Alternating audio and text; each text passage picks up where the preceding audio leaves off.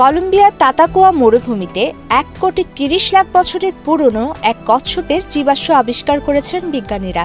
তবে বিষয়টি যেমন বৈজ্ঞানিক দিক থেকে গুরুত্বপূর্ণ, তেমনি এর সঙ্গে জুড়ে গেছে এক অদ্ভুত ও চমকপ্রদ দিক। কারণ এই নতুন প্রজাতির কচ্ছপের নাম রাখা হয়েছে বিশ্বনন্দিত কলম্বিয়ান পপ তারকা শাকিরার নামে, আর এই নামটি হল শাকিরেমিস কলম্বিয়ান। জীবাশ্মবিদ এডউইন গ্যার্ডনারের নেতৃত্বে সপ্তাহব্যাপী সূক্ষ্ম খননের পর কচ্ছপের জীবাশ্মর টুকরোগুলো উদ্ধার করা হয়। অতিমাত্রায় ভঙ্গুর হওয়ায় প্রয়োগ করা হয় বিশেষায়িত পদ্ধতি। পরে সব জীবাশ্ম পাঠানো হয় একটি পরীক্ষাগারে, যেখানে বিশ্লেষণে নিশ্চিত হয় এটি আগে কখনো রেকর্ড না হওয়া সম্পূর্ণ নতুন প্রজাতি।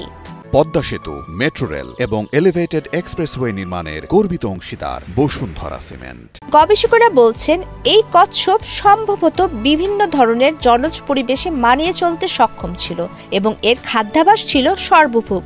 এ ধরনের অভিযোজন ক্ষমতা তৎকালীন তাতাকোয়ার বৈচিত্র্যময় জলজ পরিবেশে অন্য কচ্ছপের সঙ্গে সহাবস্থান সম্ভব করেছিল। ক্যাডেনা বহুদিন আগেই নিজেকে প্রতিশ্রুতি দিয়েছিলেন যে কোনো বিশেষ আবিষ্কার হলে সেটির নাম দেবেন গায়িকা শাকিরার নামে।